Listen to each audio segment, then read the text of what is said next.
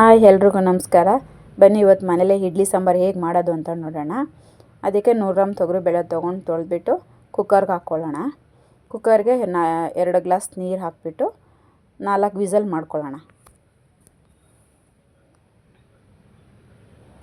4 whistle ಹಾಕ್ತೀವಿ. ಇವಾಗ ಅದು ಸ್ವಲ್ಪ ವಿಸಲ್ ಇಳಿದ ಮೇಲೆ ತೆಗಿಬೇಕು. ಬಂದಿದೆ ನೋಡಿ, ರೆಡಿ ಇದೆ. ಇವಾಗ ಅದನ್ನು ಮತ್ತೆ ಗ್ಯಾಸ್ ಅಂಟಿಸ್ಕೊಂಡು ಕುದಿಯೋದಕ್ಕಿಡೋಣ.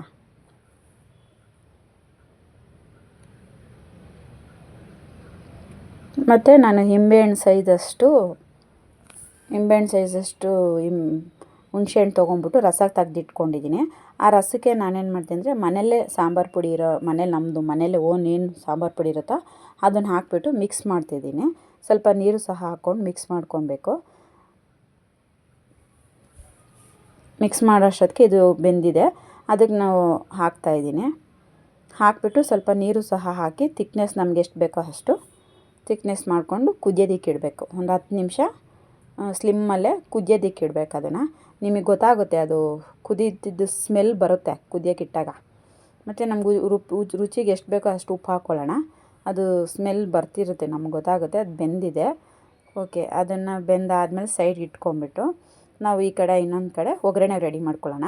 2 ಸ್ಪೂನ್ ಎಣ್ಣೆ ಸ್ಲಿಮ್ಮಲ್ಲಿ ಇಟ್ಕೊಳ್ಳಿ. 2 ಸ್ಪೂನ್ ಎಣ್ಣೆಗೆ 1/4 ಸ್ಪೂನಷ್ಟು ಸಾಸಿವೆ. ನಾನು ಸಾಸಿವೆ ಹಾಕ್ಬಿಟ್ಟು ಪ್ಲೇಟ್ ಮುಚ್ತಾಯಿದ್ದೀನಿ, ಅದು ಸಿಡಿಯುತ್ತೆ ಅಂತೇಳಿ. ಮತ್ತು ಮೀಡಿಯಮ್ ಸೈಜ್ 2 ಈರುಳ್ಳಿ ತೊಗೊಂಡು ಸ್ಲೈಸ್ ಥರ ಕಟ್ ಮಾಡಿ ಇಟ್ಕೊಂಡಿದ್ದೀನಿ. ಈರುಳ್ಳಿ ಸಹ ಹಾಕಬೇಕು. ಈರುಳ್ಳಿ ಹಾಕ್ಬಿಟ್ಟು ರೋಸ್ಟ್ ಮಾಡಬೇಕು. ಸ್ವಲ್ಪ ರೋಸ್ಟ್ ಆಗ್ತಿದ್ದಂಗೆ ನಾನು ಕರಿಬೇವಿನ ಸೊಪ್ಪು ಹಾಕ್ತೀನಿ. ಕರಿಬೇವಿನ ಸೊಪ್ಪು ಆದಮೇಲೆ 2 ಬ್ಯಾಡಗೆ ಮೆಣಸಿನ್ಕಾಯಿನ ಪೀಸ್ ಮಾಡಿ ಹಾಕ್ತಾಯಿದ್ದೀನಿ. ಅದು ಸಹ ಬಣ್ಣ ಚೆನ್ನಾಗಿ ಬಿಡುತ್ತೆ, ರುಚಿನೂ ಇರುತ್ತೆ, ಚೆನ್ನಾಗಿರುತ್ತೆ ನೋಡೋಕೆ, ಸಾಂಬಾರು ಕಲರ್ ಚೆನ್ನಾಗಿರುತ್ತೆ. ಮತ್ತು ಅರ್ಧ ಸ್ಪೂನ್ ಹಿಂಗು ಸ್ವಲ್ಪ ರೋಸ್ಟ್ ಆಗಬೇಕು. ರೋಸ್ಟ್ ಆಗ್ತಿದ್ದಂಗೆ 2 ಮೀಡಿಯಮ್ ಟೊಮೊಟೊ ತೊಗೊಂಡು ಅದನ್ನು ಸಹ ಕಟ್ ಮಾಡಿ ಇಟ್ಕೊಂಡಿರೋದು, ಅದನ್ನು ಸಹ ಒಗ್ಗರಣೆಗೆ ಹಾಕಬೇಕು. ಅದು ಒಗ್ಗರಣೆ ಹಾಕಿದಾಗ ಸ್ವಲ್ಪ ರಸ ಬಿಡಬೇಕು ಅಂತೇಳಿ, ಮೆತ್ತಗಾಗಬೇಕು ಅಂತೇಳಿ ಸ್ವಲ್ಪ ಉಪ್ಪು ಹಾಕ್ತೀನಿ. ಆಲ್ರೆಡಿ ನಾವು ಸಾಂಬಾರ್ಗೆ ಹಾಕಿರೋದ್ರಿಂದ ಇದಕ್ಕೂ ಸ್ವಲ್ಪ ಉಪ್ಪು ಹಾಕೋದು. ಅದನ್ನು ಸ್ಲಿಮ್ಮಲ್ಲಿ ಮುಚ್ಚಿಟ್ಬಿಟ್ಟು ನೋಡಿ, ಇವಾಗ ಇದು ರೆಡಿ ಇದೆ. ಮುಚ್ಚಿದೆ, ರಸ ಬಿಟ್ಟು ಮೆತ್ತಗಾಗಿದೆ ಟೊಮೊಟೊ ಎಲ್ಲ. ಈಗ ನಾವು ರೆಡಿ ಇಟ್ಕೊಂಡಿರೋಂಥ ಸಾಂಬಾರನ್ನ ಅದಕ್ಕೆ ಬಿಡೋಣ. ನಿಧಾನಕ್ಕೆ ಹಾಕಬೇಕು, ಸಿಡಿದ್ಬಿಡುತ್ತೆ.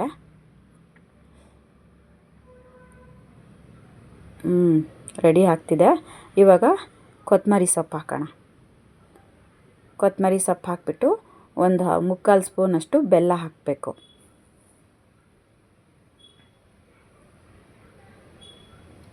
ಚೆನ್ನಾಗಿರುತ್ತೆ, ಟೇಸ್ಟ್ ಬರುತ್ತೆ ಅದು. ನೋಡಿ, ರೆಡಿ ಇದೆ ಸಾಂಬಾರು. ಇವಾಗ ಕುದೀತಿದೆ. 10 ನಿಮಿಷ ಕುದಿಯೋದಕ್ಕೆ ಬಿಟ್ಟಿದೆ ಸ್ಲಿಮ್ಮಲ್ಲೇ. ರೆಡಿ ಇದೆ. ಇವಾಗ ಬಿಸಿ ಬಿಸಿ ಇಡ್ಲಿ ಮತ್ತು ಬಿಸಿ ಬಿಸಿ ಇಡ್ಲಿ ಜೊತೆಗೆ ಈ ಸಾಂಬಾರನ್ನ ತಿಂತಿದ್ರೆ ತುಂಬ ಚೆನ್ನಾಗಿರುತ್ತೆ, ಟೇಸ್ಟಿಯಾಗಿರುತ್ತೆ. ನಾವು ಹೇಗೆ ಹೋಟ್ಲಲ್ಲಿ ತಿಂತೀವೋ ಅದೇ ಥರ ಮನೆಯಲ್ಲೇ ಮಾಡ್ಕೊಂಡು ತಿನ್ಬೋದು. ಒಂದು ಸಲ ಟ್ರೈ ಮಾಡಿ ಟೇಸ್ಟ್ ನೋಡಿ. Thank you.